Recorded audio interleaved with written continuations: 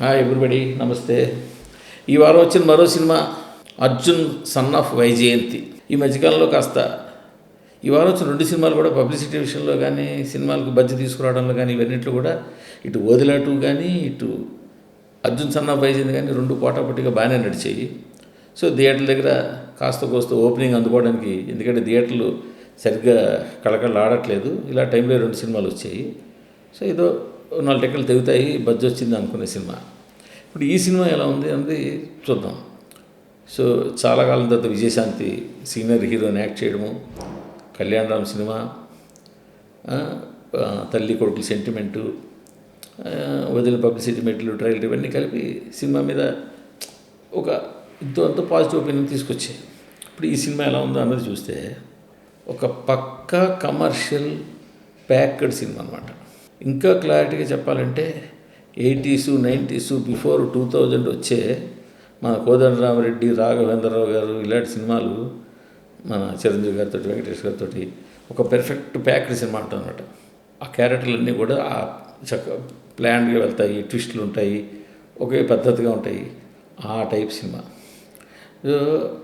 ఆ 80s 90s 2000 టైప్లో వచ్చిన కమర్షియల్ ప్యాక్డ్ సినిమాలు ఎలా ఉంటాయో ఈ సినిమా కూడా అలాగే ఉంటుంది. ఆ తల్లి పోలీస్ ఆఫీసరు, కొడుకు పోలీస్ ఆఫీసర్ అవ్వాలనుకుంటాడు, కొన్ని కారణాలు వాళ్ళు అవ్వలేకపోతాడు. సో ప్యారలల్ గవర్నమెంట్ రన్ చేస్తున్నట్టు జనాలకు న్యాయం చేయాలని వైజాగ్లో ఎవరు తప్పు చేస్తే వాళ్ళని దండిస్తూ, తనే చట్టాన్ని చేతిలో తీసుకుని దండిస్తూ వెళ్తూ ఉంటాడు. సో తల్లి మీద పాత కాస్ట్లో ఉన్న విలన్ ఉంటాడు, కొడుకు సెంటిమెంట్ ఉంటుంది, ప్రతి పుట్టినరోజు నా తల్లిని పలకరించడం, ఇలా ప్రతిదీ కూడా ఒక రెడీగా అన్ని కూర్చుని డిస్కస్ చేసిన ఒక స్క్రిప్ట్ ఉండేవి పూర్వం రోజుల్లో. అలాంటి స్క్రిప్ట్ ఇది. యాక్షన్ ఉండాలి, తల్లి కొడుకు సెంటిమెంట్ ఉండాలి, లవ్ ట్రాక్, హీరోయిన్ ట్రాక్ ఉండాలి, కథలో ట్విస్ట్ ఉండాలి, ఇలా అన్నీ కలుపుకొని ఒక పర్ఫెక్ట్గా ఒక ఫ్రేమ్లో చేసిన సినిమా ఇది. సినిమా తెర తీయగానే తల్లి పాత్రకు ఫైటు, కొడుకు పాత్రకు ఫైటు, విలన్ పాత్రకు ఫైటు, ఈ ఫైట్ల మధ్యలో అక్కడక్కడ 2-3 డైలాగులు, ఆ విధంగా సినిమా నడుస్తుంది. అంటే ఎంత ఫార్మాట్లో నడుస్తుందో మీరు అర్థం చేసుకోవచ్చు దాన్ని బట్టి. వీలైనంత వరకు సెంటిమెంట్ని పిండాలని తల్లి వచ్చినప్పుడు అల్లా బేలగా చూస్తుంటాడు హీరో, కొడుకేసి కోపంగా చూస్తుంటుంది తల్లి. వీళ్ళ మధ్యలో ఉన్న కాన్ఫ్లిక్ట్ మనకు ఇంకా తెలియదు ఏం జరిగిందో. ఇలాగా ఒక ఏజ్ ఓల్డ్ ఫార్ములా తోటి తయారు చేసిన కథ.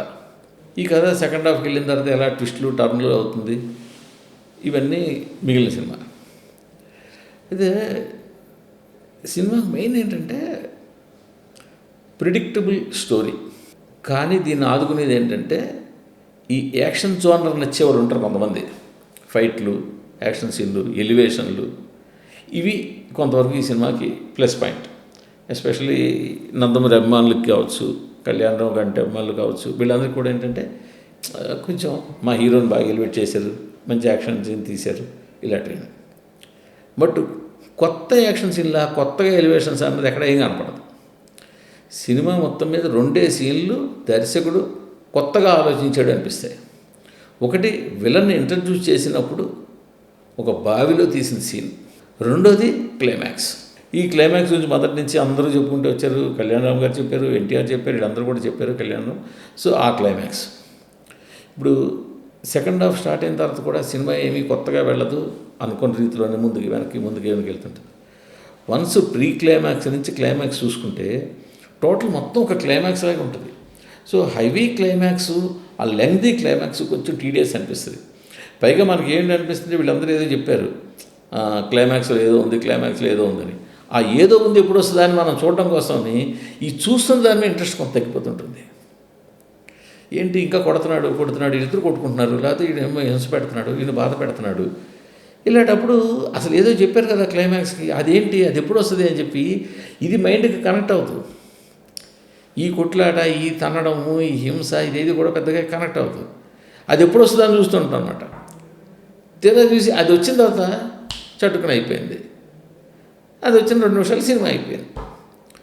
అంచేత వీళ్ళు క్లైమాక్స్ని ఇంకొంచెం అసలు ఈ ముందు ఇంతలా చెప్పకుండా ఉండాల్సింది క్లైమాక్స్ని, లేదు ఆ క్లైమాక్స్ మరి కొంచెం షార్ప్ అని చేసి ఆ సీన్ కొంచెం ముందుకు తీసుకొచ్చి వెనక్కి తీసుకొచ్చి ఏదైనా జరిపితే బాగుంటుండేది.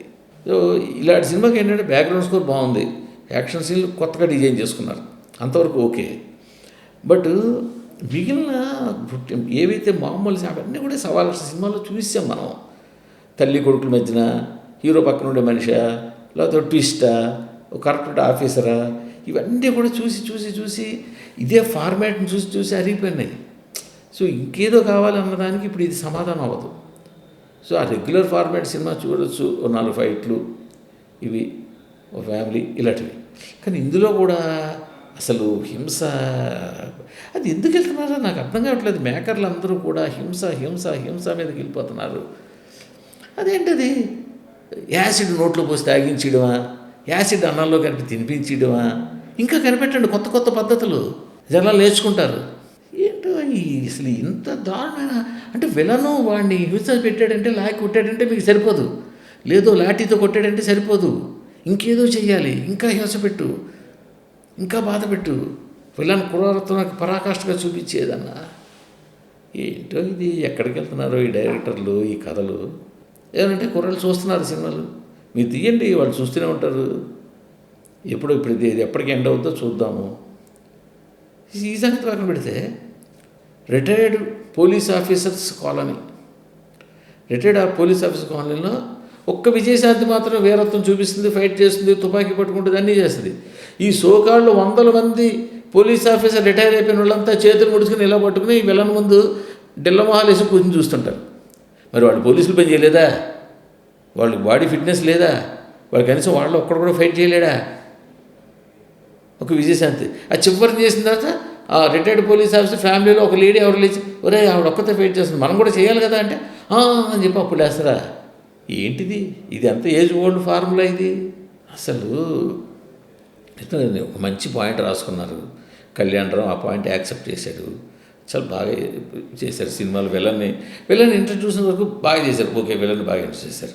పోనీ విలన్ జైలు విడిపించడం బాగా చేశారు, బాగుంది, మంచి లెవెల్లో చేశారు.